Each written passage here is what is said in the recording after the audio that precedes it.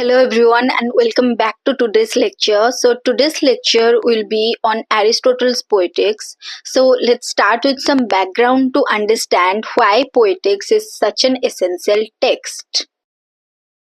So Aristotle, as many of you know, that he was one of the greatest philosophers in the entire history.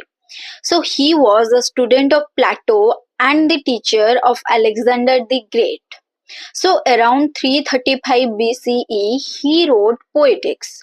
So Poetics stands as one of the first systematic works in the literary theory history. So the main goal of Poetics was to dissect the elements of tragedy and to understand what makes it powerful and why it affects the audience in some specific ways. Although Aristotle also intended to write about comedy, that part has unfortunately been lost to history. But even with only this section on tragedy, Poetics provides us with some rich insights into the dramatic structure, character, and some emotional impact. So the primary purpose of Aristotle's Poetics is to analyze and to understand the elements that make up tragedy as one of the major forms of dramatic art in ancient Greece. So Aristotle sought to explain how tragedy works and what makes it emotionally impactful and why the audiences find it compelling. So while doing so, he aimed to kind of establish a systematic approach to literary criticism and giving the future writers and critics a kind of framework for creating and evaluating the term drama. Aristotle believed that a tragedy should focus on a single unified action to maintain its power and cohesion. So this principle called the unity of action. And this unity of action can be achieved when the plot centers around one primary story without unnecessary subplots. He also describes the ideal tragic hero as a character of noble birth who, despite their good intentions, falls from grace because of some tragic flaw of his. So Aristotle argued that seeing this fall helps the audience to connect with the character in a greater level, which leads to some greater catharsis. Aristotle also saw tragedy not only as an entertainment, not only for the entertainment purpose, but also as a way to explore some profound questions about human sufferings, morality, and the human condition. So now let's discuss some of the core concepts that Aristotle introduces in the Poetics. So first is the idea of mimesis, which means imitation. Aristotle also believed that all the art is essentially an imitation of life. And in tragedy, this imitation allows the audience to relate deeply to the characters and events on the stage.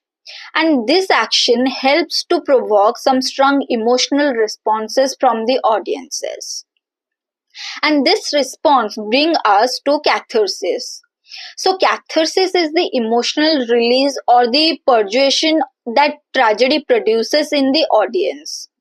And according to Aristotle, a well-crafted tragedy evokes some kind of pity and fear, which are then relieved through the story's resolution. So this is an emotional journey which leads to a sense of cleansing or moral enlightenment, making catharsis as one of the greatest and essential purpose of the tragedy. Next, now let's discuss about the elements of tragedy or how this tragedy was constructed or structured. So Aristotle believed that a tragedy's power comes from its structure only. He identified 6 essential elements that makes a tragedy more effective. And these elements are plot, character, thought, diction, melody, and spectacle. So the most critical of these elements is the plot or the mythos. Remember, the plot is known as the mythos. So Aristotle kind of argued that the plot is the only soul of tragedy, because it gives the story its structure and its actual meaning. So successful plot must be cohesive with a clear beginning, middle and end. So tragedies with a complex plot, so those that contain peripeteia or anagnorisis are, according to Aristotle, more effective. So we'll be discussing more about peripeteia anagnorisis in detail. As of now, we are discussing about the elements of tragedy. So these peripeteia anagnorisis, these are, according to Aristotle, became more effective. So these elements introduce twist and a revelation that kind of heighten the emotional intensity, which makes the story more engaging and cathartic. Next, we have a character or ethos. So the character should be relatable and neither too perfect nor too flawed. So Aristotle believed that the tragic hero should be someone of noble stature but with a fatal flaw or hamartia. So this flaw often leads to the hero's downfall, which evokes some kind of pity and fear in the audience or among the audience. So that become a common example of hamartia is hubris. So hubris is the excessive pride which we see in many tragic heroes. Next comes the thought. So thought refers to one of the themes or moral lessons within the play. And diction is the choice of language and expression, including some poetic elements like metaphor and allegory. So melody involves the musical elements, which often through the chorus in Greek tragedy we can see. Lastly, there is spectacle. Spectacle encompasses the visual elements like some customs, scenery, and though Aristotle considered is at least important, the thought, diction, melody, spectacle, all kind of helps to construct the tragedy as we see it today. So as we discussed about the 6 elements of the tragedy, so now let's dive deeper into some specific elements that Aristotle highlights within the structure of the plot. So first, we'll discuss about catharsis. As I already discussed earlier about the catharsis, so catharsis is the emotional cleansing the audience experiences or faces as they witness the unfolding tragedy. So the next comes peripeteia. So peripeteia is the reversal of the fortune where the hero's situation takes an unexpected turn for the worst case scenario. So peripeteia is all about the reversal of the fortune of the protagonist. Next comes the anagnorisis. So the anagnorisis is the moment of recognition or realization of the main character. So it happens when the tragic hero understands a critical truth and it often becomes too late to understand or to change the outcome of that situation. So anagnorisis is all about the realization or recognition of his flaw. Next comes the hamartia. So hamartia is the protagonist's tragic flaw or error in some kind of judgment that he made. So this flaw drives the plot forward and contributes to the hero's tragic end. So hamartia is all about the tragic flaw.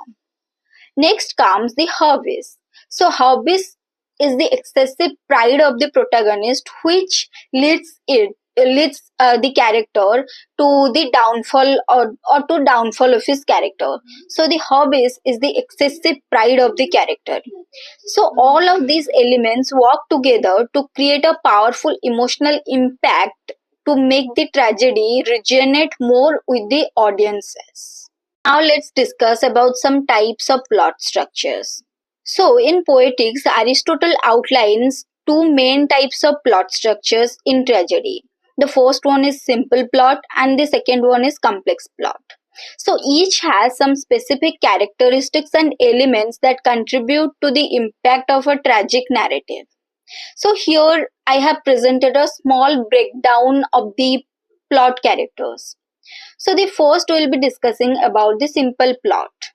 So a simple plot follows a straightforward narrative arc without any major twists or turns or revelations. So there are no significant events of peripeteia, that is reversal of fortune, or anagnorisis, that is movement of recognition or realization. So the action that proceeds in a linear or direct manner from the beginning to the end without any major twist or revelation. Although it can still be emotionally impactful, a simple plot lacks the dramatic intensity that the complex plot provides the audience. For example, if we take for example a straightforward tale where a character encounters some adversity, deals with it, and concludes without some significant twist, will not appeal to the audience that much in comparison to some major twists and turns that a complex plot provides. So now let's learn about the complex plot. So a complex plot incorporates some peripeteia or anagnorisis which heighten the emotional and some dramatic and add kind of some dramatic depth to the story. So as we already discussed, peripeteia is the sudden reversal in the protagonist's fortunes that happens often from good to bad or vice versa, and it caused by an unforeseen event or revelation. And anagnorisis is the moment of recognition of some critical discovery by the protagonist, and it often realizes, and the character often realizes a key truth about themselves or about their situation. So together these elements create a plot that unfolds with unexpected twist, which leads to a more intense cathartic experience for the audiences. So Aristotle kind of believed that the complex plots were superior as they better fulfill the purpose of tragedy by eliciting some deeper emotions of pity and fear from the audience. If we take, for example, the example of Oedipus Rex by Sophocles, where Oedipus experienced both a reversal from king to outcast and the recognition where he realizes that he is the cause of curse on Thebes. So the Oedipus Rex has the plot of complex plot. So in short, if I say, Aristotle valued complex plots over the simplified ones, as the incorporation of peripeteia and anagnorisis in a complex plot kind of enriches the narrative and enhances the audience emotional engagement. So this is all about the plot structure that incorporates in the tragic story. So one of the main thing we'll encounter while reading the Poetics is that Aristotle made a comparison between epic and tragedy. So Aristotle compares the epic poetry and tragedy in Poetics, which highlights both similarities and differences. So here I have provided a kind of overview of his perspective on each of these. So first we will be discussing about the similarities that is there between the epic and the tragedy. So both in epic and tragedy there is an imitation of action, that is mimesis. So both epic and tragedy are forms of mimesis imitating some noble action and characters. And both deal with some serious subjects often involving some heroic characters and some weighty moral or philosophical themes. And each of the epic and tragedy kind of employs some elevated artistic language which often incorporate rhythm and verse in the structure. Next we are going to know about the difference that he made between the epic and the tragedy. So he made the difference in the form and length of both these. So in epic poetry, as an epic such as Homer's Iliad or Odyssey, he said that it is typically much longer than a tragedy and it allows for some greater scope in narrative. And tragedy is more constrained in time, which often focus on a single event within a limited period or often in a single day and in a single place. Next, he made the comparison between the narrative and the dramatic presentation between the epic and the poetry. So epics are narrative in form, and they are told by a narrator, which often allows for some digression, side stories, and background information. And in case of tragedy is a dramatic and it performed on the stage with events shown directly through some dialogue and some action. So this allows the audience to witness events that unfold in a real time. And in tragedy, Aristotle argued that tragedy has a stronger emotional impact because of its immediacy and direct engagement with the audience, which leads to the catharsis or the purging of pity and fear. But in the case of epic, it can evoke similar emotions, but Aristotle believed that the intensity of the catharsis is less potent in epic form due to the narrative. And the main was about the unity of action. In case of tragedy, Aristotle stresses the importance of unity in tragedy with a single coherent plot and no irrelevant subplot. But in the case of epics, we can see that epics can have some multiple episodes and a more complex structure which incorporates some various incidents that may not strictly adhere to unity of action, but it kind of follows the unity of action. So there is a difference between unity of action in both tragedy and epic. So Aristotle, from this, we all can see that Aristotle considered tragedy superior to epic poetry for a few reasons. The first one was the intense emotional experience that we discussed. Next, about the unity of cohesion. And third, about the border appeal. So we can say in short that Aristotle kind of valued both epic and tragedy, but he held tragedy in higher regard due to its focus, which provides us some direct emotional engagement and capacity for catharsis. And he also believed that the tragedy, through its dramatic form, became more powerful, which fulfills the purpose of art, which is to evoke and to purify the human emotions. So, as we learned about Aristotle and Aristotle's views on poetics, we can see that the influence of Aristotle poetics is enormous. It is large. Writers and critics throughout the history have drawn on Aristotle's ideas to shape their understanding of drama and their storytelling method. From the plays of Shakespeare to modern films, the concept of mimesis, catharsis, peripeteia, hubris, and the tragic hero continue to influence how we create how we analyze the stories. And even today, Aristotle's principles guide the filmmakers, novelists, playwrights in a large way. Elements like a cohesive plot, complex character, and emotional arc remain the central to some effective storytelling method that we see today.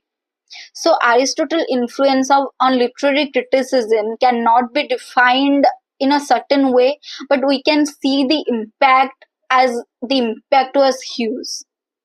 So as I conclude this lecture, I'll say that Aristotle Poetics provides us a deep analysis of tragedy that remains relevant over 2000 years later also.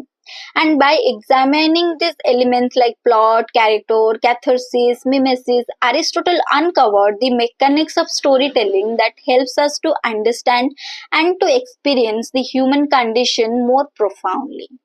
So poetics not only set the foundation for Western literary criticism, but it also offered tools for analyzing and appreciating the power of stories.